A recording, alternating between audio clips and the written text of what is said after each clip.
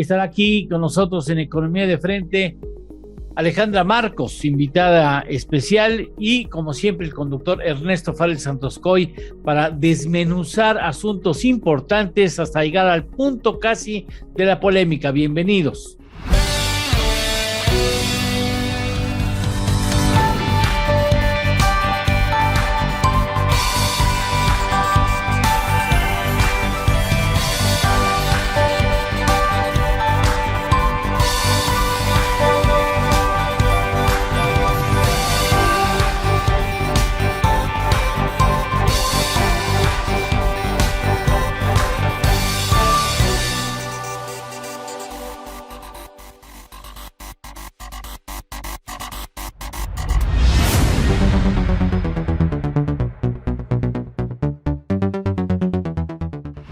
Pues muchas gracias a ustedes por sintonizarnos, pero sobre todo, Alejandra Marcos, muchas gracias por estar nuevamente con nosotros. Buen año, que sea buen año de este 2022.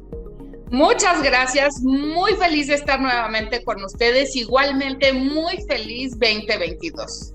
Muchas gracias, igual Ernesto Farel Santoscoy. Ernesto, un abrazo. Eduardo, ¿cómo están? Alejandra, ¿qué tal todos? A todos, feliz año también. Valdrá la pena entrar con el tema de la inflación en Estados Unidos y lo que va a implicar en este año el ajuste de las políticas monetarias de los bancos centrales. ¿Y esto qué repercusiones pudiera tener, Alejandra? Perfecto. Mira, sí, salió el dato de inflación, bastante alineado con lo que traía el consenso, fue 7%, es el nivel más alto pues en los últimos 40 años en Estados Unidos, mucho afectado por los mismos componentes que hemos visto durante los últimos meses del año, ¿no? Energéticos, alimentos, autos usados, camiones, etcétera, etcétera. El tema aquí es que sí, esta aceleración está generando una recalibración de la política monetaria en Estados Unidos, en donde pues Jerome Powell durante me parece las últimas comparecencias del año pasado decía que no le preocupaba tanto la inflación. Creo que ha dejado el tono bastante dovish para moverse a un tono mucho más hawkish o de mayor restricción monetaria, precisamente porque la inflación se ha acelerado de manera mucho más allá de las circunstancias que marcaban la temporalidad. Es decir, esta inflación va a seguir al alza durante todo este año. Yo creo que de hecho la inflación durante el 2022 en Estados Unidos va a seguir muy por arriba de lo que teníamos en promedio en los últimos probablemente 10 años. Una estimación sobre 3,5%, 4% no es nada descartable. Y entonces los mercados han venido actuando en consecuencia. Creo que a final de cuentas la volatilidad que hemos visto tanto en el bono de 10 años como en los mercados de renta variable justamente obedece a que ahora los mercados están empezando a incorporar que el aumento de tasas de interés por parte de la Reserva Federal va a comenzar tan pronto como en marzo de este año. Imagínate, antes se esperaba que fuera hacia el último trimestre del año o en el segundo semestre de este año, y se han venido adelantando estas proyecciones. Por supuesto que va a depender muchísimo de los datos hacia adelante del actuar y la conducción de la política monetaria, pero me parece muy relevante también que ya en las últimas minutas que se publicaron la semana pasada, todos los miembros de la Reserva Federal apuntaban hacia un aumento de tasas y empezaban a discutir la reducción en la hoja de balance. Y eso sí puede generar muchísima más volatilidad en los mercados de la que habíamos presenciado en los últimos 2 años. Para concluir mi comentario, Eduardo, déjame nada más te platico que las expectativas con respecto al bono de 10 años en Estados Unidos muy fácilmente pueden superar el 2% a finales de este año, 2.25%, y que ahora se está esperando en lugar de 3 aumentos a la tasa de interés, 4. Y eso sin duda de materializarse pudiera tener un efecto en los mercados.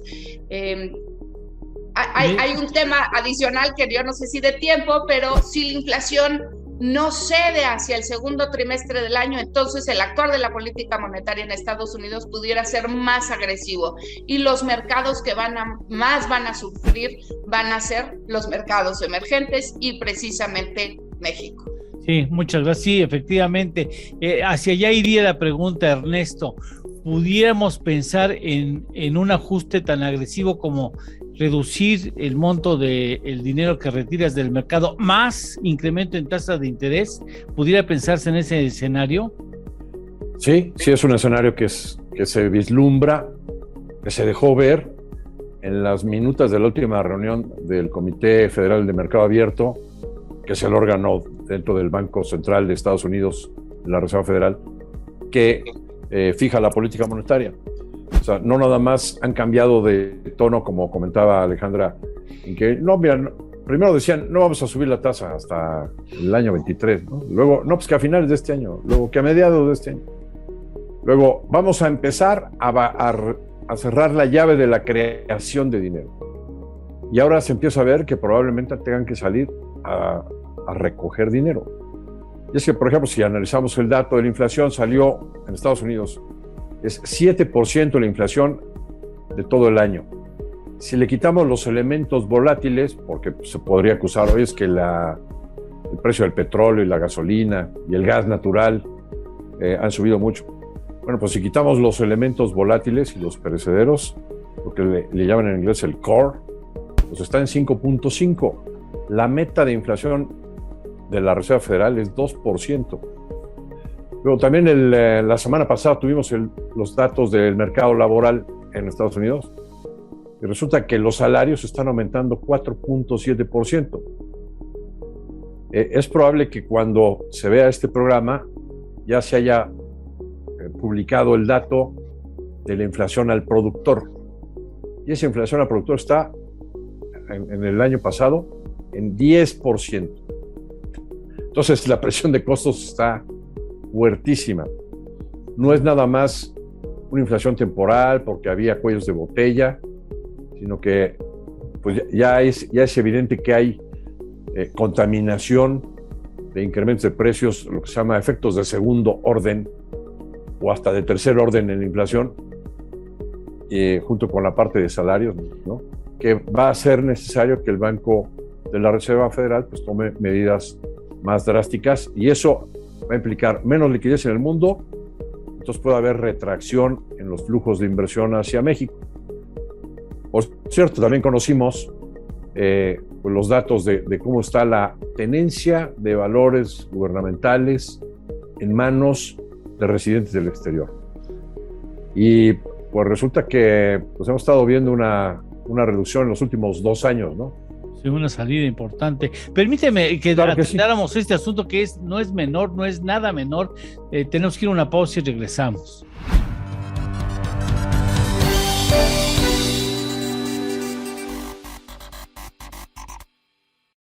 ¿Conoces una plataforma de capacitación? IDC Click es un servicio de streaming para tu capacitación en cualquier dispositivo. Resuelve tus dudas en nuestros seminarios fiscales, jurídicos y laborales. Todos nuestros programas de televisión en una sola plataforma. Todo esto en un solo catálogo disponible las 24 horas.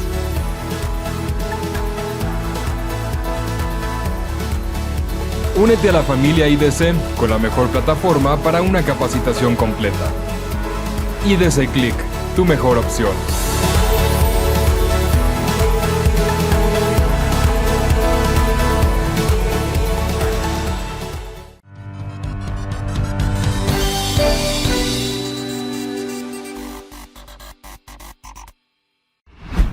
Me gustaría que Alejandra hiciera sus consideraciones respecto a un asunto que no es poca cosa. O sea, vivimos momentos históricamente inéditos en políticas monetarias con una gobernadora que no tiene experiencia. Yo no sé si esto pone los ojos más específicamente en lo que va a ser el Banco de México.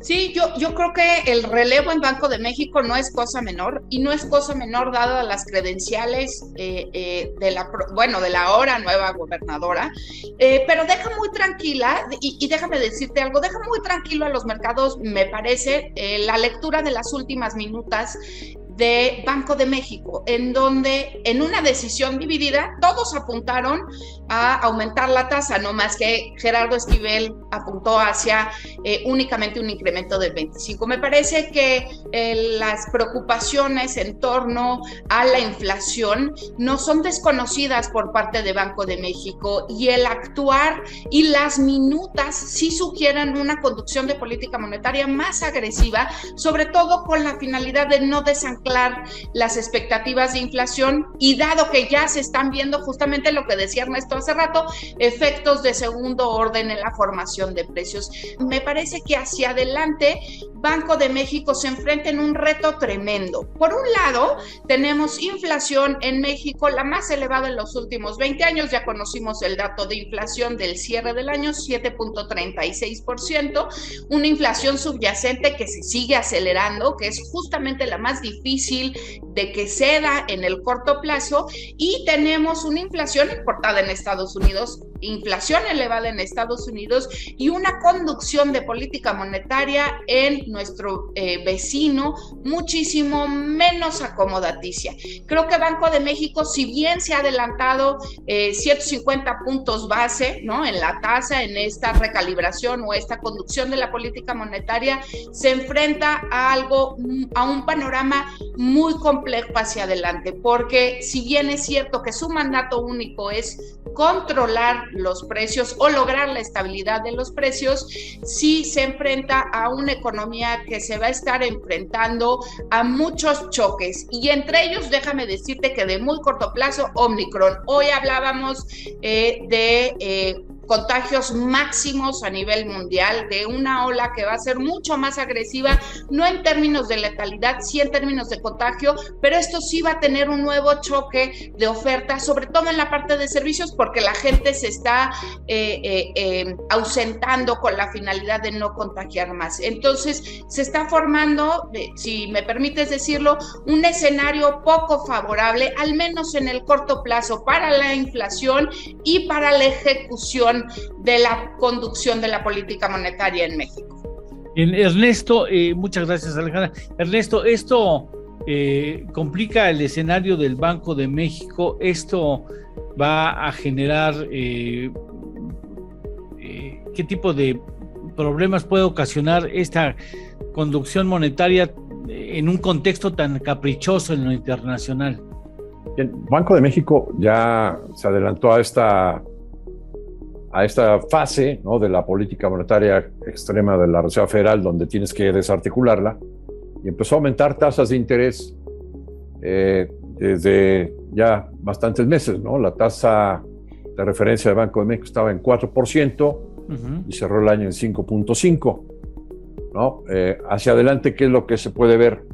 Bueno, primero, sí podemos tener varios episodios de volatilidad hacia o en contra de los mercados emergentes, donde México normalmente sufre mucho, porque resulta que nuestra moneda pues es una de las monedas más líquidas de los mercados emergentes. Entonces, muchas veces los inversionistas globales, los que mueven el dinero fuerte en el mundo, pues utilizan al peso como le llamamos un proxy del conjunto de medidas emergentes, y entonces se genera una volatilidad fuerte en el peso más que en otras monedas por esta circunstancia.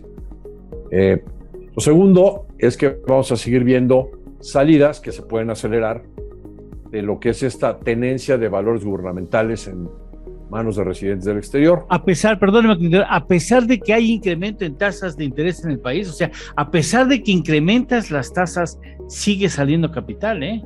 El incremento de las tasas sirve como un dique, ¿no?, para que no se salga tanto dinero. Pero si la corriente de agua es mayor, mucho mayor, pues llega el momento que el dique no es suficiente, ¿no? Y eso es más o menos lo que ha pasado con esta tenencia de valores gubernamentales. En febrero del año 19, esta tenencia era de 2.2 billones de pesos, hoy está en 1.6. O sea, en 2 años se ha salido un monto de alrededor del 30%. No es una estampida, ¿no? A pesar, digamos, de toda la desconfianza que hay, no se ha dado una estampida, y eso tiene que ver con que la tasa de interés o el premio que damos en pesos pues ha sido bueno, ¿no? Ha sido muy digamos, ventajoso. Y pues de lo que se trata hacia adelante es de mantener ese premio muy atractivo para que el dinero no se salga de manera más importante, ¿no? Si lo vemos en términos de dólares, pues había 116,000 millones de dólares de inversión extranjera metida en bonos en pesos del gobierno mexicano. Y se ha ido saliendo, ahora está en 80,000, y el problema es que se podrían salir, si sale normalmente a un ritmo de 15,000 millones, cuando las condiciones de política monetaria eran de extrema política monetaria, es decir, de abundante liquidez, pues en lugar de haber salido dinero debería haber entrado, ¿no? Si ahora cambian esas condiciones y ahora hay menos liquidez o incluso la Reserva Federal sale a recoger dinero, pues va a salir más dinero de este rubro de tenencia de valores gubernamentales y eso va a presionar más a las tasas en pesos y al tipo de cambio, y eso a su vez pues, le va a pegar a la actividad económica. Vamos a una pausa. Me gustaría dejar una pregunta planteada para Alejandra. ¿Este asunto de la salida de capitales de deuda gubernamental preocupa en el sector financiero mexicano? O sea, la gente está o lo ve como un proceso natural, esa es una. Y en segunda, no sé hasta qué punto la salida de Banamex anunciada en el contexto de la presente semana, el que salga de nichos importantes de negocio del sector financiero de Banamex, a lo mejor no se dice que ellos ven las cosas de otra manera en un futuro y prefieren salirse ahorita, donde podrían obtener una buena cantidad de dinero por el casi 60% del negocio que van a vender. Después de una pausa, las respuestas.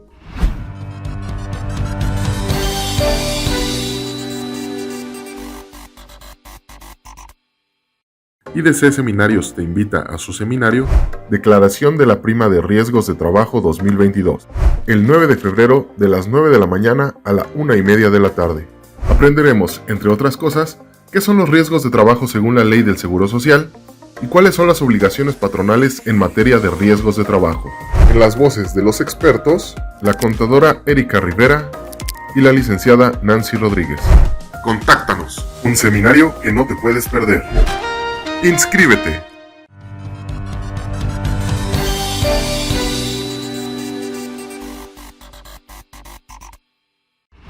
¿Cómo la ves, Alejandra?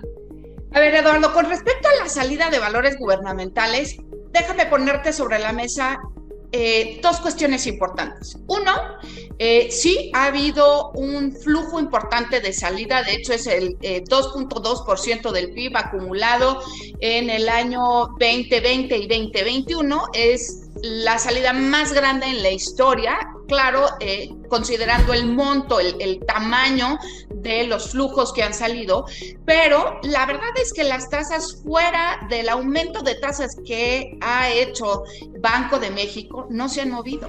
Y eso quiere decir que ha habido compradores en México, locales. El tema aquí, y es el segundo razonamiento que me gustaría plantear, es, a pesar de que ha sido una salida importantísima, hoy tenemos el tipo de cambio sobre niveles de 2030 y no lo ha afectado. Y muy probablemente este comportamiento del peso justamente se explique por el carry trade, ¿no? En México, a pesar de que en el mundo se pagan tasas reales de terreno negativo, México no es el caso, sí es una de las tasas que se ha adelantado, y lo hablábamos hace rato, a la conducción de la política monetaria en Estados Unidos. A mí me parece que los inversionistas siempre van en búsqueda de los mejores rendimientos, que esta salida no necesariamente se explica por el aumento de tasas de interés, precisamente, sino por una pérdida de confianza en términos de crecimiento económico con respecto a México. A pesar de que México sigue manteniendo grado de inversión, a pesar de que México sigue teniendo disciplina fiscal, las perspectivas de crecimiento económico, en mi opinión, son pobres. Y eso es una de las razones principales que creo que justifican la salida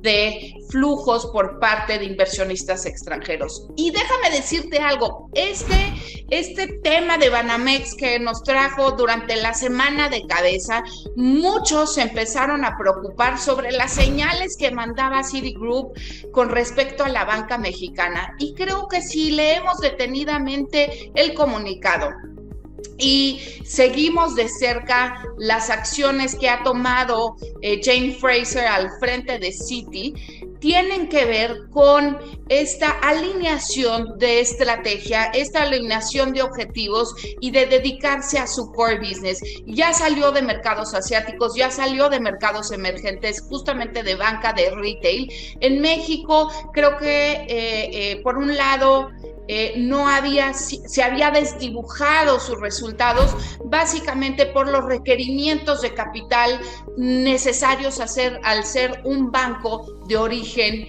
norteamericano. Pero creo que de ninguna manera es una señal que manda sobre la conducción o la perspectiva de la banca comercial en México. Creo que más bien se justifica por una alineación de sus intereses con respecto a lo que quiere o cómo quiere convertirse en el futuro, y donde realmente tiene expertise es justamente en banca de inversión. Así nació Citigroup en Estados Unidos.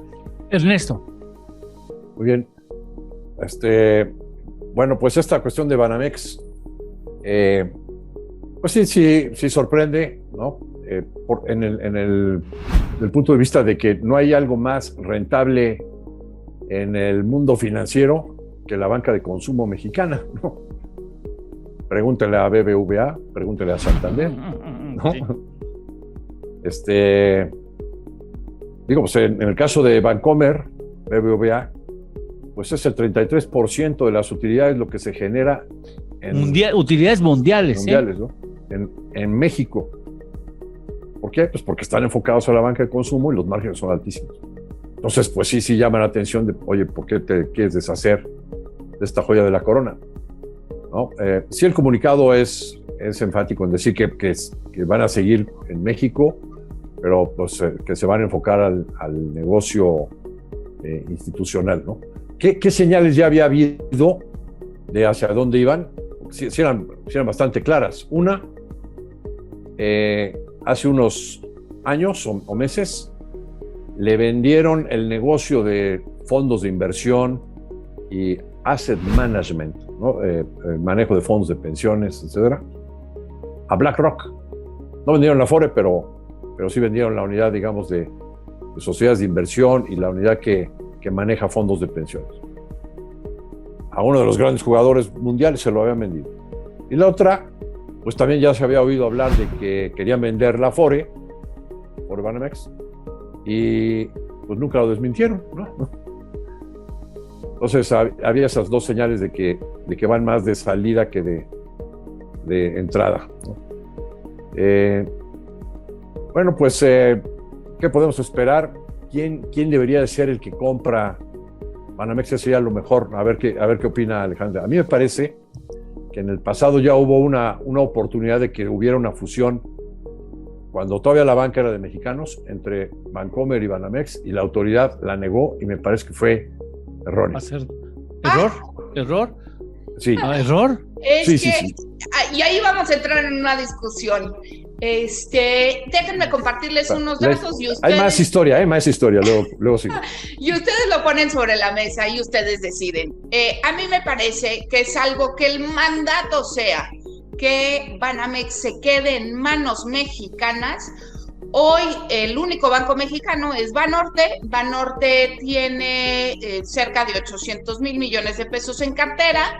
BBVA, que hablábamos que es un negocio súper rentable para el grupo, representa el 27% de la cartera comercial, y Citibanamex tiene 551,000 millones de pesos. La combinación de Banorte y de Citibanamex harían un gigante del tamaño de BBVA. A mí me parece que por temas de concentración y competencia económica se antoja difícil que se apruebe, salvo que existe el mandato que la banca se va a quedar en Mexicanos. Pero ahí les va. ¿Qué les parecería esta otra alternativa? Porque lo planteaba también el comunicado, de colocarla en el mercado de valores. Buscar un grupo de inversionistas que manejen el control con una muy pequeña parte y colocar el resto en el mercado. Claro, también existe la posibilidad de que alguna banca global o alguna banca extranjera puedan participar y les parezca atractivo, porque justamente lo decía Ernesto hace rato, es una banca sumamente rentable en México. Pero me parecería que hay varios jugadores que pudieran estar interesados. El tema, al final de cuentas, va a ser la evaluación. Híjole, bueno, miren, nos quedamos con un asunto caliente porque ya tenemos que irnos, Ernesto. Sí. Pues está muy la evaluación interesante. es como de alrededor de más o menos unos 20,000 millones de dólares, más o menos. Lo que tendría Que podría valer esta 20,000 millones de dólares. Sí, no es menor. Bueno, pues hay algunos pocos que tienen ese dinero en la bolsa Es más o menos con lo que se vendió la cervecería Modelo. Bueno. Pues mira, es un placer escucharte, Alejandra. Muchas gracias que estés nuevamente aquí con nosotros en tu casa, que seas un buen año, que tengamos muchas participaciones tuyas en este espacio, en beneficio no solamente de la calidad de los contenidos, sino del beneficio que recibe quien nos atiende en su casa o en sus oficinas. Muchas gracias por estar con nosotros. Feliz 2022. Muchísimas gracias, y aquí encantada siempre de estar con ustedes. Muchas Muy gracias. feliz año. Gracias. Muchas gracias, Ernesto, como siempre, gracias. Nos estamos viendo. Que estén bien. Nosotros hasta la próxima semana. Gracias.